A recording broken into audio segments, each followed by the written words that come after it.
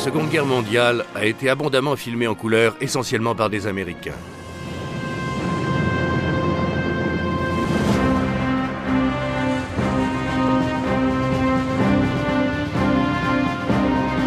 Les caméras ont suivi le conflit sur les champs de bataille ainsi qu'à l'arrière.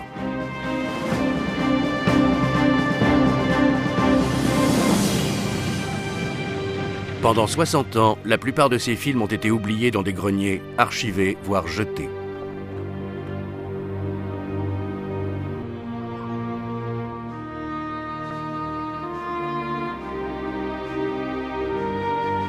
Aujourd'hui sauvées et restaurées, les images originales en couleur nous sont enfin présentées.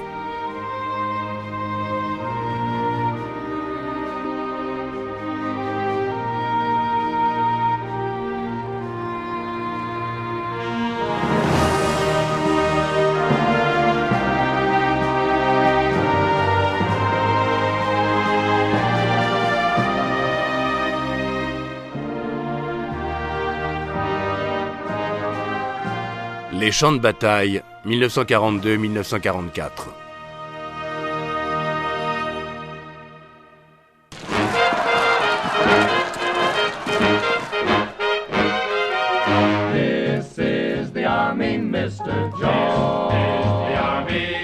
Les États-Unis sont une nouvelle fois en guerre, entraînés dans le combat contre le Japon et l'Allemagne après l'attaque contre Pearl Harbor. In bed before, but you won't have it there anymore. Les Américains ne sont pas prêts pour la guerre. Mais les pays d'Europe et d'Asie sous occupation comptent sur les troupes des États-Unis pour les aider à recouvrer leur liberté. Désormais, il incombe à cette nation hétérogène et parfois divisée de former une armée suffisamment forte et puissante pour libérer des millions de personnes. Plus de 3 millions d'Américains sont incorporés dans les forces armées en 1942. Nombreux sont inaptes au service. La vie militaire améliore leur existence. Les dentistes de l'armée arrachent 15 millions de dents carriées. Les opticiens fournissent 2 millions de paires de lunettes. 1 million de recrues apprennent à lire et à écrire. Ceux qui le peuvent écrivent régulièrement chez eux. Harold Clark à sa mère. Chère Blanche, eh bien me voilà dans l'armée et dans de sales draps. Je n'aime pas cette situation et elle ne m'aime pas non plus. Tout est donc pour le mieux. Larry Kane écrit à sa femme Grace à New York depuis sa caserne sur la côte ouest.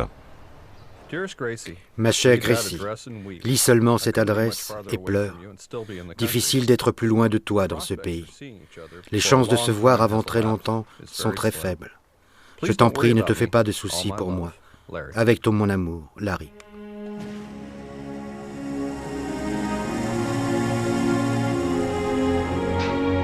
Chez eux, les Américains doivent surmonter des divisions raciales et sociales afin d'orienter la puissance industrielle de la nation vers la construction d'armements.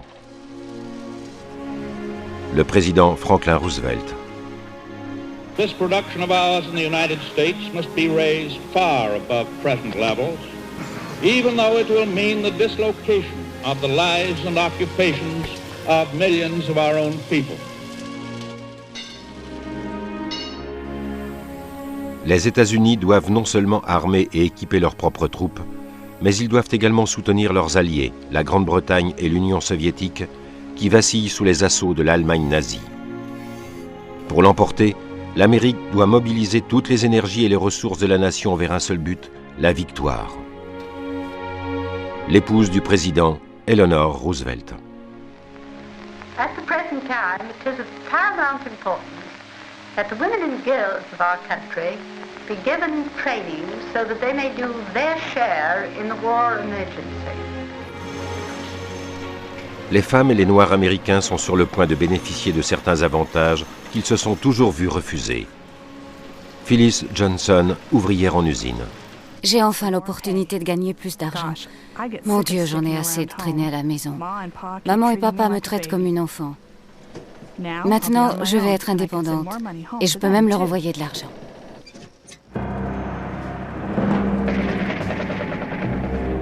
Dans les 3 années qui suivent, 16 millions d'hommes suivront un entraînement militaire. Kit Winston écrit à sa femme. Aujourd'hui, nous apprenons à nous servir d'une baïonnette et d'une grenade.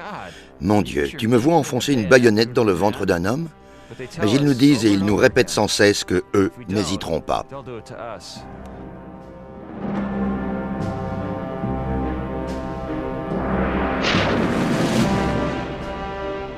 Gus Fallen, un lieutenant rempli d'enthousiasme à son ami tenancier de bar à New York.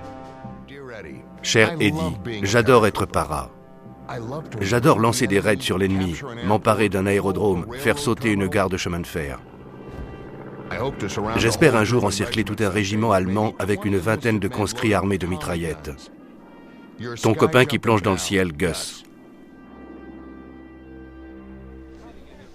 Malgré leurs besoins en hommes, les autorités militaires excluent certaines franges de la société américaine. Les homosexuels ne sont pas les bienvenus, mais les gays et les lesbiennes s'engagent malgré tout et servent souvent avec honneur. Les militaires rechignent également à accepter les Noirs dans leur rang. Le journal du ministre de la Guerre, Henry Stimson. L'armée a fixé des exigences strictes au niveau de l'alphabétisation pour maintenir un faible effectif de soldats de couleur. Les Noirs américains qui parviennent à intégrer les rangs de l'armée sont généralement employés comme ouvriers et ne quittent jamais le sol des États-Unis. Moins de 5% d'entre eux verront le front. Un soldat écrit au journal Richmond Afro-American. Nous sommes fiers de servir, mais nous voulons occuper des fonctions plus importantes. Nous sommes capables et prêts à combattre, à condition d'être formés. Mais à ce jour, nous savons à peine à quoi ressemble un pistolet, un char d'assaut, des plans de combat, une grenade, une mitraillette. Pour nous qualifier, on parle de l'escadre nègre au bout du terrain.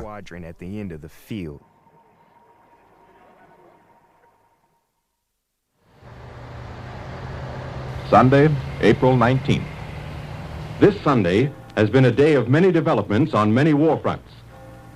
In the fighting in the Philippines, outnumbered American and Filipino forces are still resisting the Japanese invaders on the islands of Cebu and Panay.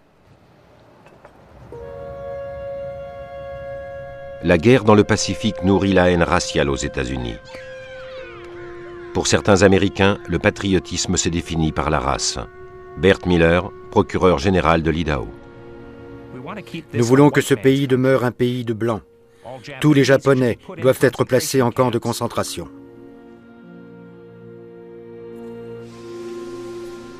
Au printemps 1942, 110 000 citoyens américains nés au Japon ou d'origine japonaise, vivant sur la côte ouest des États-Unis, sont internés de force dans des camps.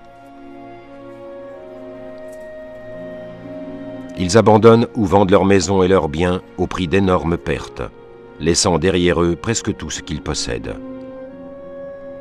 Le journal de James Omura. La Gestapo aurait-elle mis pied en Amérique? Nous nous sommes pourtant tous élevés dans une juste colère contre les mauvais traitements infligés aux Juifs par Hitler. N'est-il pas étrange que des citoyens d'origine japonaise soient pourchassés et maltraités de la même façon?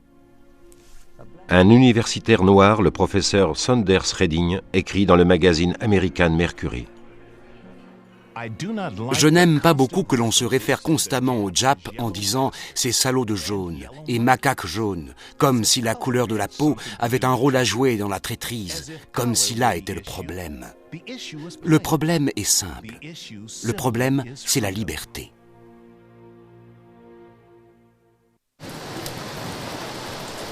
Octobre 1942. L'Amérique prépare son premier assaut sur l'Empire hitlérien. Les préparatifs de l'opération Torche, un débarquement allié en Afrique du Nord, montrent une armée et une marine désorganisées et mal entraînées. Lors d'une répétition du débarquement, des embarcations et des soldats se retrouvent éparpillés sur la côte est des États-Unis à des kilomètres de la cible. Le major général Ernie Harmon. S'ils ne parviennent pas à atteindre leur cible dans la tranquillité de la baie de Chesapeake, comment vont-ils trouver un objectif dans l'obscurité, sur un rivage étranger et dans des conditions de guerre?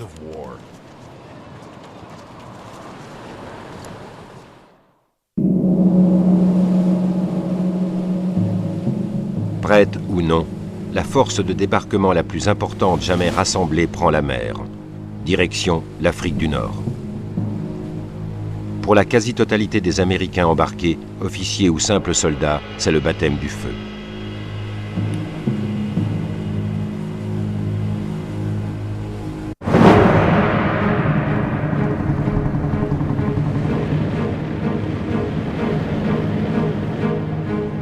« 8 novembre 1942. Sous le commandement des Britanniques et des Américains, les troupes alliées débarquent aux abords de Casablanca ainsi qu'en Algérie. Les débarquements américains sont anarchiques et désorganisés. De nombreux soldats atteignent la plage après le lever du jour avec des heures de retard dans la ligne de mire des forces de défense. Le lieutenant Robert Lewin écrit à sa mère. La journée du débarquement a été plutôt palpitante. Mon bateau s'est perdu.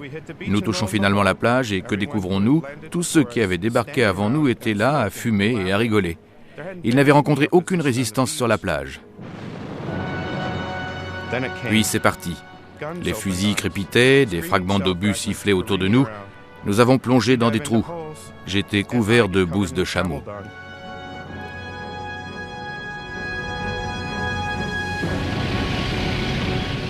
Les Alliés prennent rapidement pied dans la plupart des villes portuaires de l'Afrique du Nord. Mais l'aviation nazie pilonne quotidiennement les positions alliées.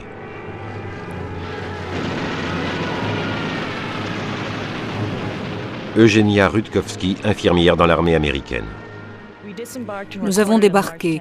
Nous étions logés sous de grandes tentes dans un campement. Soudain, ce fut l'enfer.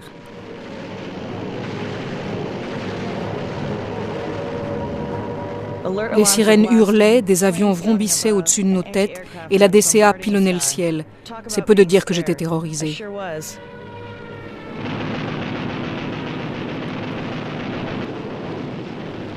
Une voix à l'accent britannique m'a guidée jusqu'à un bunker. On m'a offert une chaise et un verre de vin. J'avais besoin de ce verre de vin. Je ne pouvais pas croire que c'était ça, la guerre.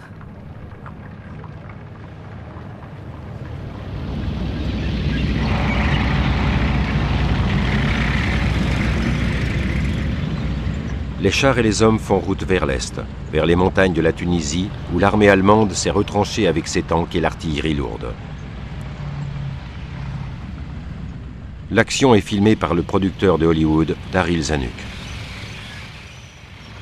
La vie ici est très rudimentaire. On ne peut pas se laver ou se raser aussi fréquemment qu'on le souhaiterait, mais est-ce bien important? On vit sous tension. Il ne s'agit pas d'une répétition, nous jouons pour de vrai.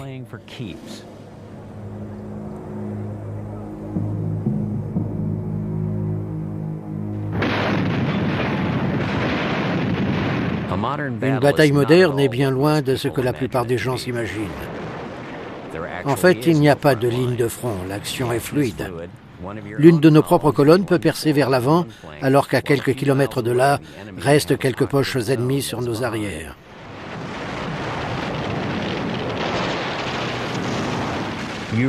On voit rarement ensemble les chars ennemis et nos propres chars. Ils ne foncent pas les uns sur les autres comme deux chevaliers sur leur destrier. C'est la tactique du chat et de la souris.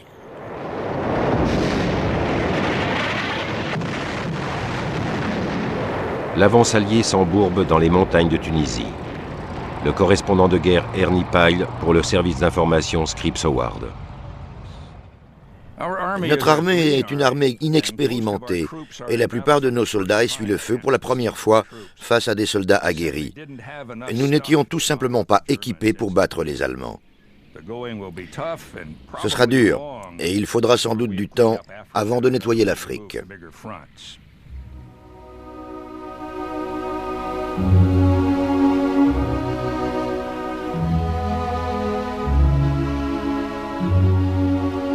Eric Golub à sa femme à Brooklyn.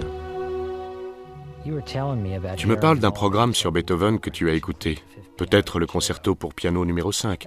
C'est mon préféré. Je ne sais pas ce que je donnerais pour pouvoir l'écouter. Tu serais surprise de découvrir à quel point ce genre de choses peut vous manquer.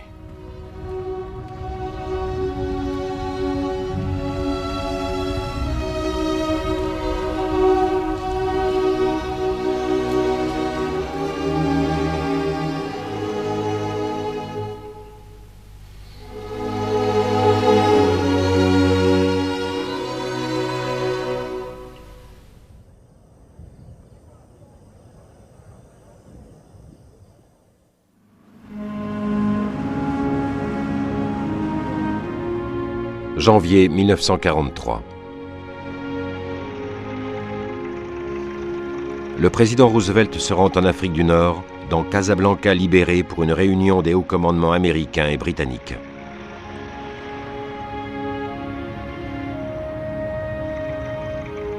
Roosevelt est le premier président américain depuis Abraham Lincoln à visiter des troupes américaines sur le terrain.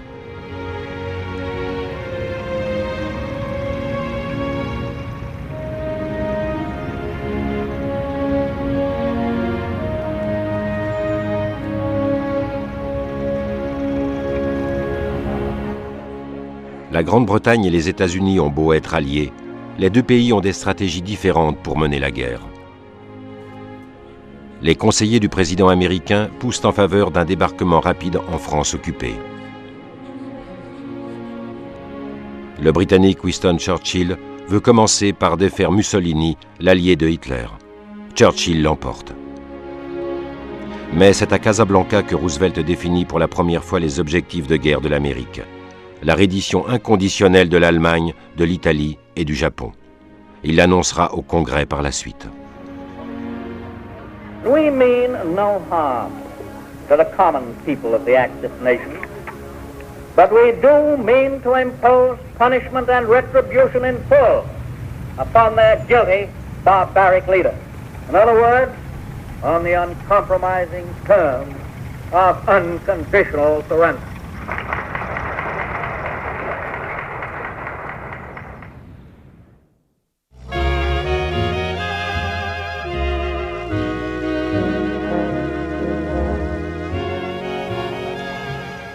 Chez eux, les Américains sont confrontés au rationnement et aux restrictions. The most important news for Americans today was made on the home front. Eric Severide reporting. After noon tomorrow, anybody in the 17 eastern states and the District of Columbia who uses his car for pleasure driving will be violating the law. L'essence est rationnée pour économiser le caoutchouc nécessaire pour les pneus. Pour livrer le lait tous les matins, les voitures à chevaux de la Meadow Gold Dairy reprennent du service. 20 millions de personnes se nourrissent sur leur propre production. On encourage chaque famille à cultiver un jardin de la victoire.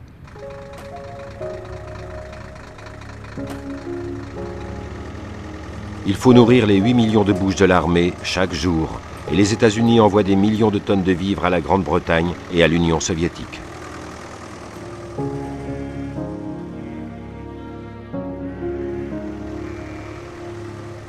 Le départ des hommes pour l'armée entraîne un manque de main-d'œuvre dans les fermes. Les femmes se mettent à combler le vide.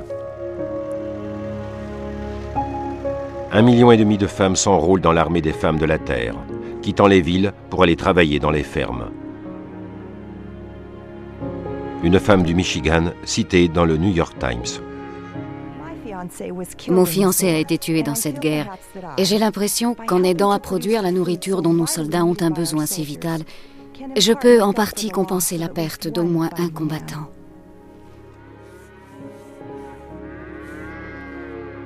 Leslie Tresham. C'est avec un sentiment de fierté et de doute que j'ai attaqué ma première journée d'auxiliaire à la ferme. Lorsque le dernier épi de maïs a été sorti du camion, je me suis sentie tellement soulagée. Quand j'ai basculé la benne vide près de la moissonneuse, le fermier a crié « Des problèmes ?» J'ai menti. « Pas du tout, c'est facile. » Je suis fatiguée, mais nos garçons aussi dans leurs abris sont fatigués.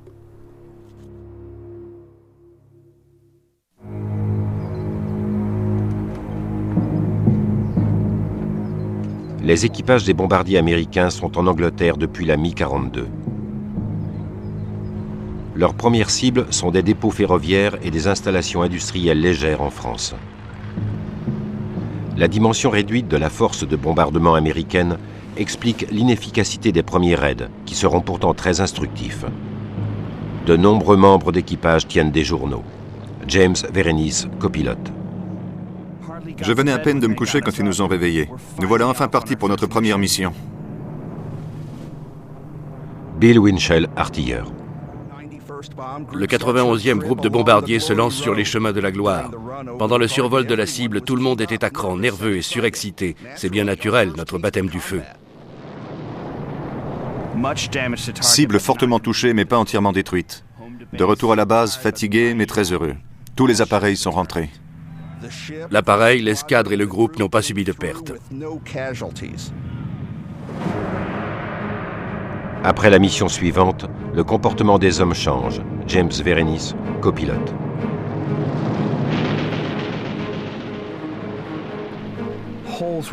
On commençait à voir des trous dans l'avion tout autour de nous, et un juste en dessous de moi. Altitude parfaite pour un bombardement efficace, mais proche du suicide pour nous. Bill Winchell.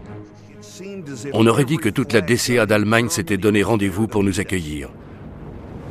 Notre appareil s'en est tiré avec 40 trous, et nous avons eu de la chance comparé à d'autres. Quand tout a été fini, nous étions convaincus que la guerre peut être un véritable enfer.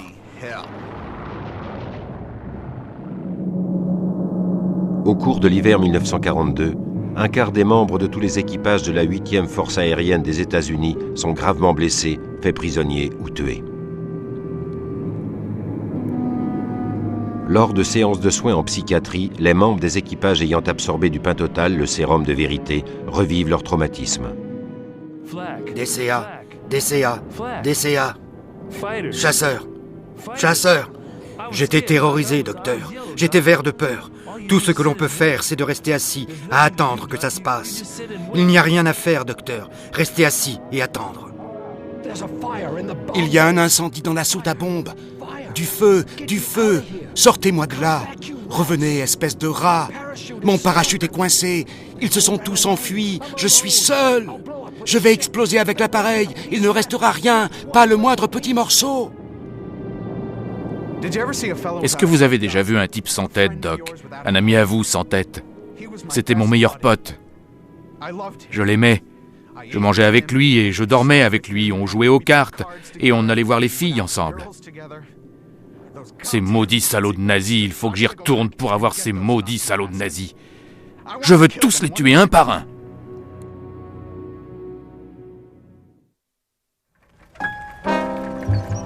L'amour et le désir aident à surmonter les périls de la guerre. Martin Bischoff a ses parents dans le Colorado. L'autre nuit, j'ai dû aider à la censure du courrier des conscrits. Mon Dieu, qu'est-ce qu'ils ne vont pas écrire, ces garçons. L'un des gars écrit à une fille de Londres pour lui dire combien il l'aime. Et sa lettre suivante, que j'ai ouverte, était adressée à sa femme. Un autre écrit à 3 filles en disant à chacune combien il l'aime. J'ai bien ri. Tout le monde ne partage pas cette façon de voir. L'aumônier Friss écrit à ses supérieurs ecclésiastiques. Les soldats n'ont plus aucune retenue dans les lieux publics où ils s'adonnent à l'amour, ou devrais-je dire à la luxure. Ils m'ont avoué que s'ils ont envoyé promener toute forme de bienséance, c'est qu'ils sont loin de chez eux et qu'ici, personne ne les connaît.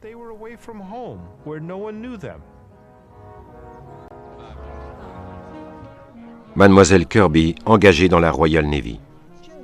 Johan est sorti avec un Yankee. Moi, il m'ennuie. Ils ne parlent que d'eux-mêmes et s'interrompent de temps en temps pour dire « Mazette, t'as de belles jambes » ou « Ta caserne est loin d'ici ?» Ça me rend malade.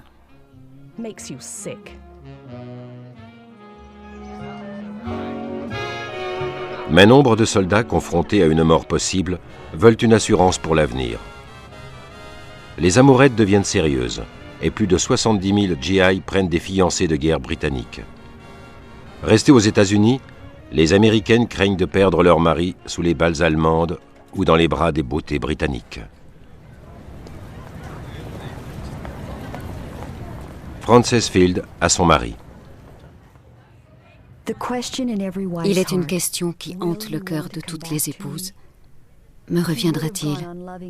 Il aurait continué à m'aimer s'il était resté à la maison. Il n'aurait rien connu d'autre. Mais à présent, qui sait? La guerre transforme les vies et les attentes des Américains. Un Américain sur 5 déménage dans un autre État. Ils sont nombreux à chercher un emploi dans l'industrie de l'armement. Frances Field. Le logement pose problème et on parle de réquisitionner des chambres libres chez l'habitant pour les travailleurs au service de guerre. Et brusquement, on ne trouve plus de personnel de maison. Certains apprennent à faire eux-mêmes la vaisselle. John Mullin écrit à son fils Jack, stationné en Angleterre. San Francisco est envahi par des gens venus du fin fond de l'Oklahoma, de l'Arkansas ou du Kansas. La population a augmenté de plus de 100 000 habitants. Market Street est bondée, fourmille de femmes en pantalon et de noirs. L'ancien quartier japonais en regorge.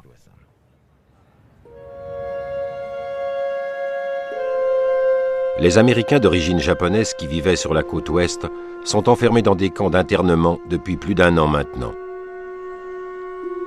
Fumi Kagawa écrit de Earth Mountain, Wyoming, à ses amis de Mountain View, en Californie.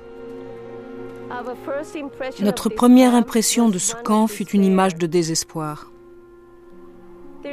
Il y a beaucoup de poussière et de crasse. L'eau n'est pas très bonne. Pour avoir chaud et être bien, il faudrait rester au lit toute la journée.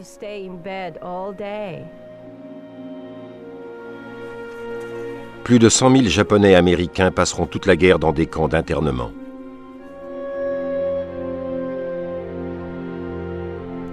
Velma Berryman, une infirmière blanche qui travaille à Earth Mountain, observe les infirmières japonaises qui l'entourent avec suspicion. Elle écrit à son futur mari. Il fait froid ce soir et le vent hurle autour des pavillons de l'hôpital. L'une des infirmières vient de m'écrire mon nom en japonais. Je devrais peut-être montrer ça au FBI. Comment savoir si elle n'a pas écrit autre chose? Mon chéri, bonne nuit. Je t'aime. Velma.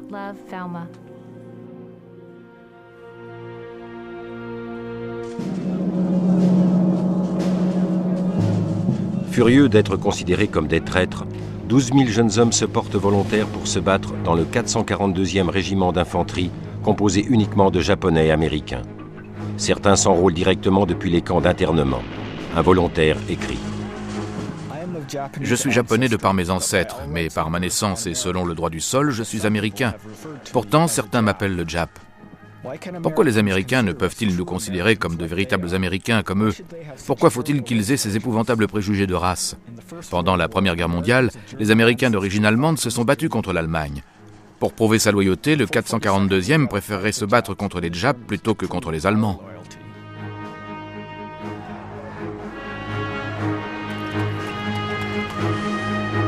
Le 442e se battra en Italie. Plus de 18 000 médailles personnelles seront décernées au régiment. C'est l'unité la plus décorée de l'histoire militaire américaine. Aux États-Unis, la main-d'œuvre a changé de visage. Un contremaître de chantier naval. Vous voyez ces filles qui conduisent un pont roulant de 40 tonnes? Ce sont les meilleurs ouvriers que j'ai jamais eus, hommes et femmes confondus. En 1943, près de 2 millions de femmes travaillent dans les usines d'armement du pays. Helen Black. Ce n'est pas du gâteau, mais il faut bien que quelqu'un fasse ce boulot. La poussière d'aluminium s'incruste dans la peau, et si on ne se lave pas soigneusement, elle y reste. Nombreuses sont celles qui cumulent 2 fonctions, femme au foyer et ouvrière à l'usine. J'ai un rude travail, à la maison et à l'usine. Quand je ne suis pas à l'usine, je fais le ménage, la cuisine et les courses, et toute la lessive. Je ne me sens pas si bien que ça. De par la loi, les usines qui travaillent pour la défense doivent embaucher sans discrimination de race. La noire américaine Leota Akshaw fait tomber les barrières raciales en occupant un poste dans une usine où tous sont blancs. L'entreprise, je la pris bientôt, n'employait aucun noir. Peu après mon arrivée, une mère de famille noire a pris place sur la chaîne de montage, suivie de jeunes filles noires. Ceux qui s'attendaient à des prises de bec entre les blanches et les recrues noires ont été déçus. Les ouvriers de l'entreprise ont été très gentils avec moi. Mais des grèves spontanées éclatent fréquemment, suscitées par la haine raciale. Les ouvriers blancs se sentent menacés par l'arrivée d'ouvriers noirs à des postes jusque-là réservés aux blancs. Governor Kelly of Michigan has ordered martial law in Detroit, where race riots have killed 11 men and injured more than 500 since last midnight. Martial law will take effect at 10 p.m. Eastern War Time. Les tensions raciales qui règnent dans le pays sont sensibles dans l'armée. L'US Air Force forme 1000 pilotes noirs à l'Institut Tuskegee, en Alabama. Les hommes sont regroupés à part au sein d'une unité entièrement noire. Lors de la remise des diplômes, le colonel Noël Parrish, responsable de la formation du 99e escadron de chasseurs, leur dit: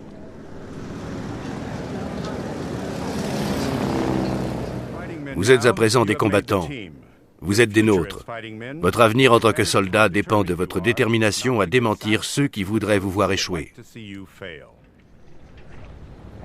D'abord mis à l'écart par les pilotes blancs, les aviateurs de Tuskegee finissent par être affectés à l'escorte des bombardiers dans des raids sur la Sicile, l'Italie et l'Allemagne. Ces chasseurs n'ont pas perdu un seul des bombardiers qu'ils escortaient. Mais la plupart des Noirs américains sont toujours relégués à des tâches subalternes. Le soldat Bert Barbero écrit du camp de Berkeley au Texas. Ça m'a fait un choc de découvrir un panneau dans les latrines. Une section est réservée aux Noirs, l'autre étant partagée par les prisonniers allemands et les soldats blancs. Franchement, c'est démoralisant.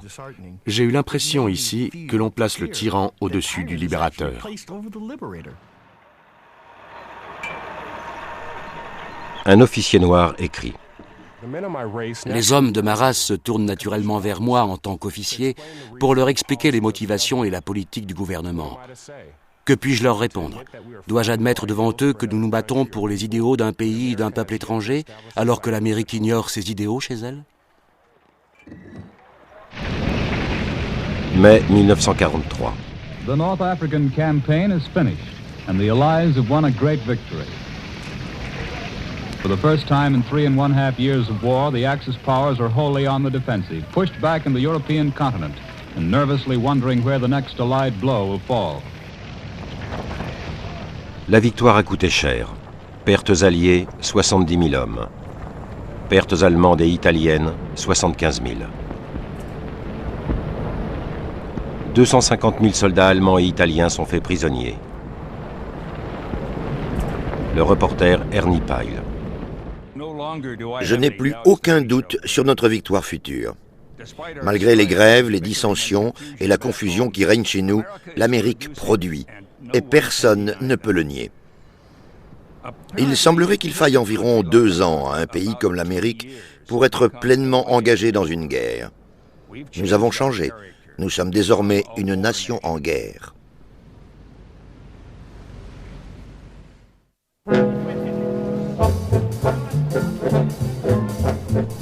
Pour la première fois, des femmes américaines jouent un rôle significatif dans l'armée. 350 000 femmes servent dans toutes les branches militaires.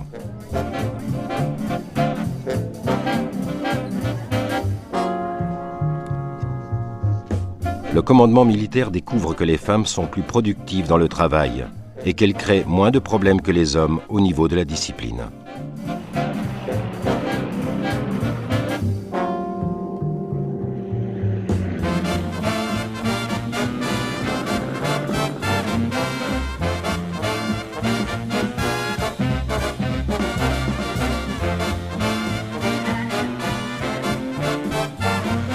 Certaines femmes craignent de perdre leur liberté et les privilèges nouvellement acquis après la guerre quand reviendront leur mari, leur fils ou leur frère. La journaliste Suzanne Anthony. Après cette guerre, ce sera exactement comme après la dernière. Toujours la même rengaine. Pas de travail, pas d'argent, pas d'avenir. Pourquoi devrais-je quitter ma maison, suivre une formation pour un travail? Pour être mise dehors dès que la guerre sera terminée?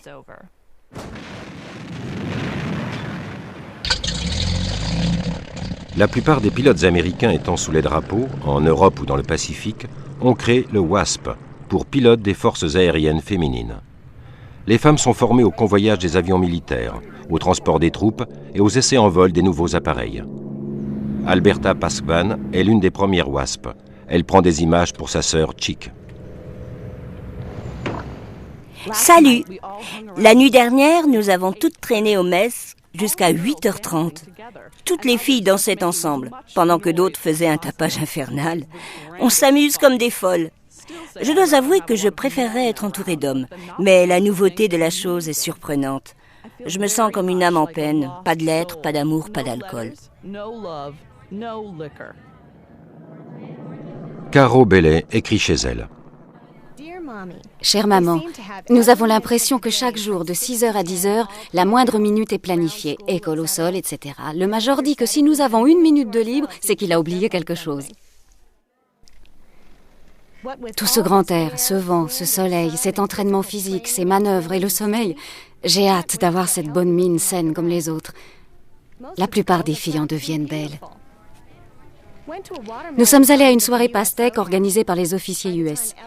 Le temps pour Ellie, Sammy, Caroline et moi d'en avaler un morceau, et la soirée s'est transformée en bataille de pastèques. J'ai enlevé mes chaussures et j'ai la figure dégoulinante de pastèque. Plus de 1000 femmes auront leur brevet de pilote. Alberta Paskvan. Si je suis enthousiaste à l'idée de voler, est-ce si merveilleux que ça? En fait, c'est l'avion qui m'a porté plus que je ne l'ai piloté, mais même ça, c'est un plaisir. Marion Stegman. Ma chère maman, les dieux doivent m'envier. C'est trop beau pour être vrai. Mon Dieu, j'adore ça. Franchement, maman, on n'a pas vécu tant qu'on n'est pas monté là-haut, dans les airs, toute seule, juste toi et ce merveilleux appareil qui ronronne à tes ordres. Je suis là et je chante à tue-tête en montant à 1200 mètres. Prendre des cibles en remorque sur lesquelles on tire avec de vraies munitions et tester les avions en vol, c'est dangereux. 38 wasps trouveront la mort sous les drapeaux.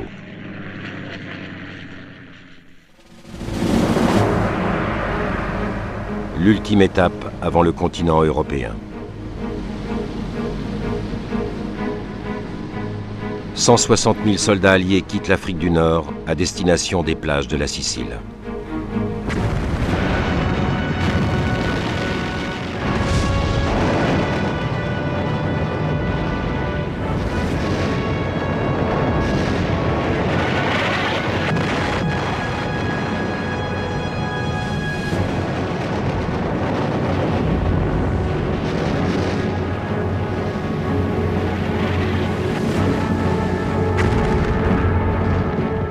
Le lieutenant Randall Harris écrit à son ami Benjamin Thompson de l'US Air Force.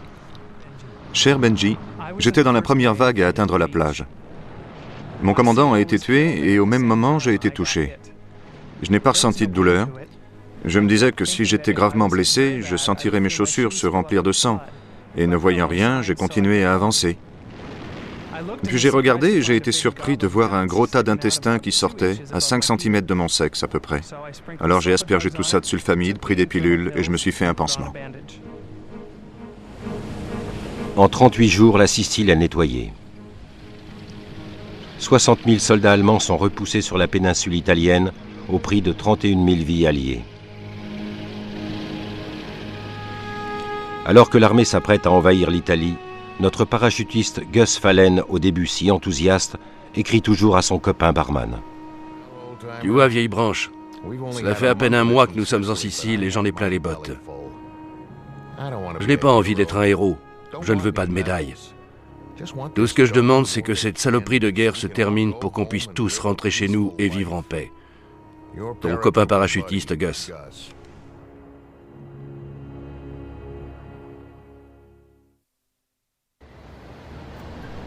Au cours de l'été 1943, Jan Karski, un envoyé du gouvernement polonais en exil, arrive à Washington. Il apporte son témoignage oculaire du sort réservé aux Juifs dans la Pologne occupée par les Allemands.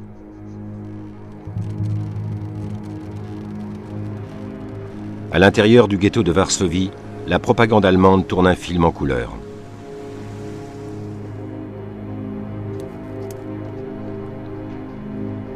Jan Karski. C'est indescriptible. La misère, la mort, la décomposition, la pauvreté, la faim, la saleté. J'ai vu 2 garçons des jeunesses hitlériennes tirer dans tous les sens en s'amusant avec leurs fusils. C'était horrible. Karski fait son rapport au juge Félix Frankfurter de la Cour suprême. Frankfurter, fils de juif autrichien, lui dit: Monsieur Karski, quand un homme tel que moi s'adresse à un homme tel que vous, on n'a pas le droit de mentir. Et il faut que je vous le dise, je ne peux pas vous croire.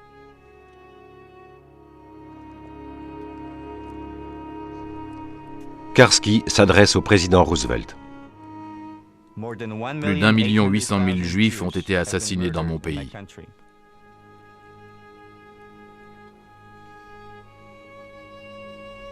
Si rien n'est fait pour favoriser une intervention alliée, que ce soit sous forme de représailles ou autre, 1 an et demi à peine après que j'ai quitté ma patrie, les Juifs de Pologne auront cessé d'exister.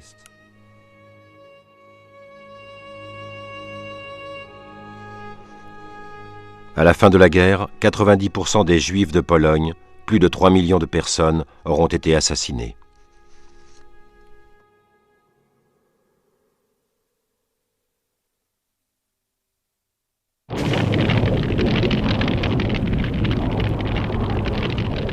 Juillet 1943. Les Alliés dirigent sciemment la guerre contre les populations civiles allemandes. La Royal Air Force frappe des cibles militaires et civiles à Hambourg avec des bombes incendiaires. C'est une tempête de feu. Chet Huntley raconte à l'antenne de la CBS. Experts of the United States Army Air Forces had some things to say about the bombing of Hamburg today. They called it the first example of the complete use of air power and the pattern of the devastation to be extended to other German cities. It was not a terror operation, as has been suggested in some quarters. The Germans were rebuilding very quickly after the attacks. To prevent that at Hamburg, the homes of the workers, the stores, the buildings, even the very streets had to be demolished.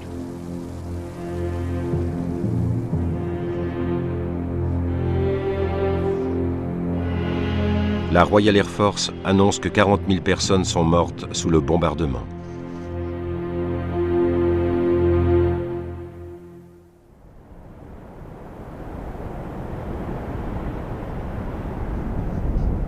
En Europe de l'Est, les paysans de Yougoslavie et d'Albanie supportent difficilement l'occupation fasciste. Des groupes de résistance armés opèrent dans les montagnes. Le colonel américain Lynn Farish achemine des armes et du matériel aux partisans, l'un des principaux groupes de la résistance yougoslave. Les partisans aident les travailleurs alliés abattus lors des raids de bombardement à échapper aux griffes des Allemands. Farish travaille pour l'OSS, la première agence de renseignement américaine à l'étranger.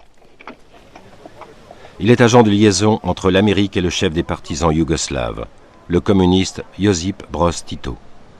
Farish rapporte. Le mouvement des partisans joue un rôle nettement plus important sur les plans militaires et politiques qu'on ne le pense en général dans le monde. La plupart des partisans ont une profonde sympathie pour les États-Unis et croient dur comme fer que nous allons leur venir en aide. Les groupes de résistance yougoslaves placent les Alliés face à un dilemme politique. Les partisans de Tito et un autre groupe de résistance également soutenu par les Alliés, les Tchétniks, s'affrontent fréquemment. Le colonel Farish rapporte que les Tchétniks collaborent parfois avec les Allemands lors d'attaques contre les partisans. Les racines profondes du conflit proviennent de divergences raciales, religieuses et politiques. Cela présage-t-il de l'avenir ? Est-ce que nous nous sacrifions pour mettre fin à cette guerre, pour voir des dizaines de petits conflits apparaître ?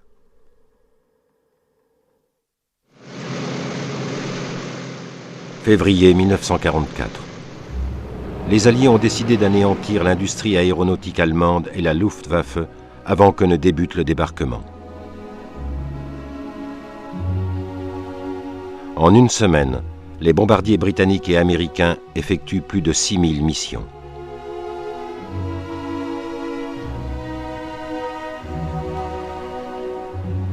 Ils lâchent 18 000 tonnes de bombes sur l'Allemagne. La Luftwaffe perd plus d'un tiers de ses avions. Les Alliés détiennent à présent la supériorité aérienne en Europe.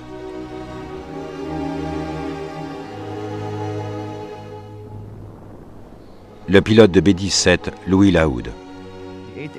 La 8e armée de l'air met toute la gomme sur la Luftwaffe. Je suppose qu'ils veulent mettre les chasseurs à genoux avant le débarquement. Si seulement ce maudit débarquement pouvait se faire. Ça commence à trop durer. Je veux rentrer à la maison.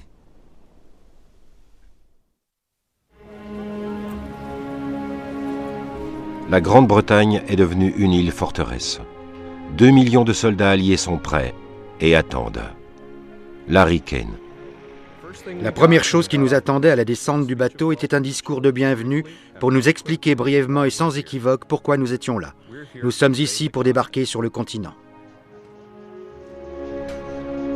Tous les combats, les sacrifices et les bouleversements des 2 dernières années ont obligé les États-Unis d'être là à ce moment crucial de notre histoire. Si au départ l'Amérique était réticente à se battre, elle est désormais prête à lancer l'assaut final contre l'empire fasciste de Hitler. This nation, in the past 2 years, has become an active partner in the world's greatest war against human slavery. In this war, we have been compelled to learn how interdependent upon each other are all groups and sections of the whole population of America. There is only one front. When we speak of our total effort, we speak of the factory and the field and the mine, as well as the battlefield. We speak of the soldier and the civilian, the citizen and his government. Each and every one of us has a solemn obligation under God to serve this nation in its most critical hour, to keep this nation great, to make this nation greater in a better world. Juin 1944. Sur la côte sud de l'Angleterre, les soldats commencent à monter à bord des bateaux de débarquement pour une traversée de la Manche de 6 heures, en route vers les côtes de France. Gisela Simone de Cleveland, employée de la Croix-Rouge, écrit à sa famille. Bien cher, nous attendons le débarquement avec angoisse, tout comme vous. Nous avons travaillé en contact étroit avec les forces de combat qui lanceront le premier assaut le moment venu. Prions pour eux, ils en auront besoin. Je frémis quand je pense à tous ceux qui ne reviendront pas.